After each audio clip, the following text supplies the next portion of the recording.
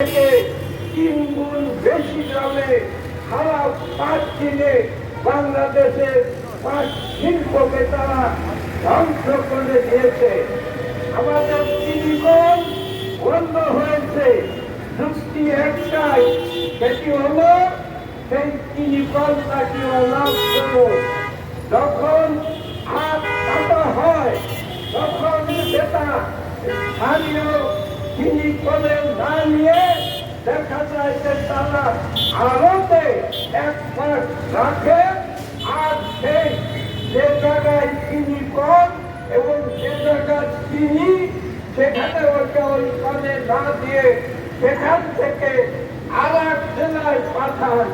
এতে করে চিনির যে আমাদের চিনির যে লোক থাকে, আগের যে ঘর, সেই আগের ঘর কাটার পরে যখন 2 মাস 3 মাস এই আল্লাদের কারণে যখন ঘর শুকিয়ে যায়, তখন স্বাভাবিকভাবে চিনি উৎপাদন অর্ধেক বা 3 ভাগে 1 ভাগে নেমে আসে।